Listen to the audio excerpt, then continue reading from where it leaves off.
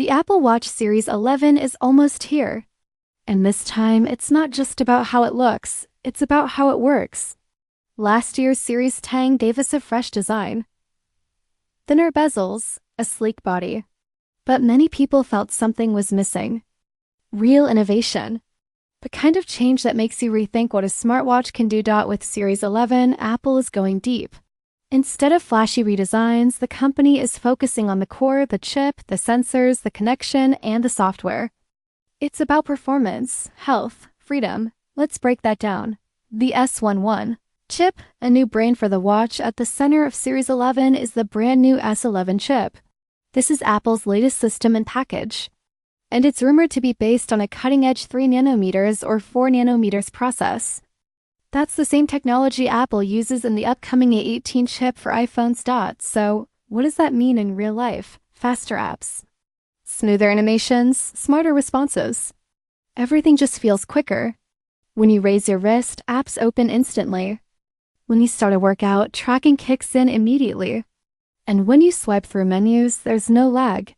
It's a level of speed that makes the watch feel like an extension of your body, but this chip doesn't just make the watch faster. It makes it smarter. The S11 is built for AI, real-time health tracking, intelligent coaching, predictive alerts.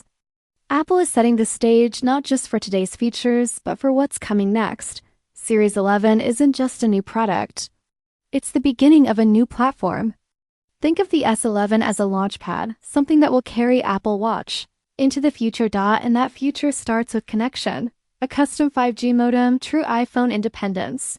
For years, Apple Watches have relied on Qualcomm modems, but not anymore. Series 11 is expected to include Apple's first custom 5G modem, built completely in-house. This isn't the same 5G you see in phones. It's called RedCap, a low-power version of 5G that's designed for wearables. It doesn't aim for crazy fast download speeds. Instead, it's focused on low latency and power efficiency. And that's exactly what a smartwatch needs. Why is this a big deal? Because now your watch can stay connected even when your iPhone isn't around. That means you can leave your phone at home, go for a run, travel light, or just enjoy freedom. And still get texts, stream music, get weather updates, or ask Siri questions. It's a small change that makes a huge difference. Apple wants the watch to stand on its own. And this custom modem makes that possible. Paired with the S11 chip, the result is a faster, smarter, more efficient device, one that's always connected without draining your battery. Speaking of efficiency, longer battery life finally within reach? Battery life has always been a point of debate for Apple Watch users. Since the original model, Apple has promised about 18 hours of use, and in most cases, that's exactly what you get. But for power users or people who like to wear their watch overnight for sleep tracking, it often means charging during the day or missing out on key features. So, what's different now?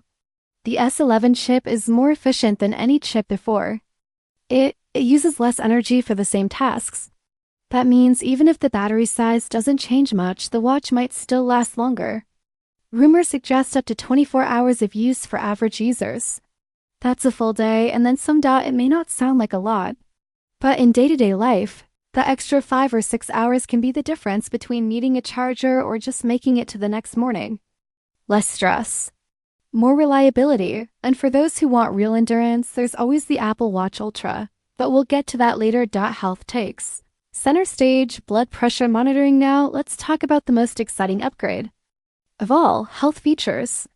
Specifically, blood pressure tracking. Apple is rumored to be introducing blood pressure monitoring in Series 11, but this isn't your typical cuff-based monitor. It's not going to squeeze your wrist like a doctor's office device. Instead, Apple has reportedly developed a small, non-invasive sensor that tracks your blood pressure throughout the day. This kind of continuous monitoring is a game changer. Let's say you're having a stressful day. You may not even notice it, but your body does. The watch detects a rise in your blood pressure. It gently alerts you. Maybe it suggests a breathing exercise. It logs the event so later you can see a pattern. Over time, the watch begins to understand your body and it helps you respond in smarter ways. This isn't about medical treatment, it's about awareness. And with awareness comes control. That's how health tech should work. Quiet, helpful, Invisible until it matters. Project Mulberry, your AI coach on the wrist, but Apple isn't stopping with sensors. They're also working on something called Project Mulberry. This is a rumored new software feature that brings true AI coaching to the Apple Watch. What does that mean? It means your watch won't just track your steps. It will understand your patterns, your routines, your habits, when you sleep, when you work out, how hard you push yourself. And when you're about to burn out, it'll start suggesting small changes. Take it easy today. Stretch a bit more. Go for a walk instead of a run. Skip that late night snack. It's like having a coach who knows you, not just your data. Some of these features may be free. Others might be part of Apple's subscription. Services like Fitness Plus or Apple One. But either way, it's clear where things are headed. The Apple Watch isn't just a fitness tracker anymore. It's becoming a true health partner, and this is just the start. Other health upgrades, what's confirmed, what's not. Let's go over some other health features you might see. First, blood oxygen tracking. This has been around for a while, but legal issues have forced Apple to disable it in some regions. Series 11 may fix that with new hardware, redesigned sensors that avoid those patents. If so, SpO2 tracking could return for everyone. That's great news for people with respiratory issues or those living in high-altitude areas. Next, glucose monitoring. This is the holy grail for wearables. No needles, no finger pricks. Just a light sensor that reads your blood sugar levels through your skin.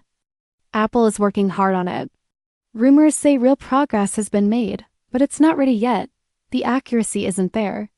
Maybe in Series 12 or maybe Series 13, but it's coming. Still, even without that feature, the health package in Series 11 is stronger than ever. Design. If it works, don't change it. So, what about the design? Well, if you like the look of Series X, you're in luck. Series 11 is expected to keep the same edge-to-edge screen, slim body, and lightweight frame. No major changes, but that's okay. The design already works. It's clean. It's modern. And it looks good on every wrist. There might be minor improvements, stronger glass, brighter always-on display, or better contrast, maybe some new colors, new bands. But the size will stay the same, 41mm and 45mm. It's all about refining the inside, not redesigning the outside. And honestly, that makes sense. Because the magic is happening under the surface.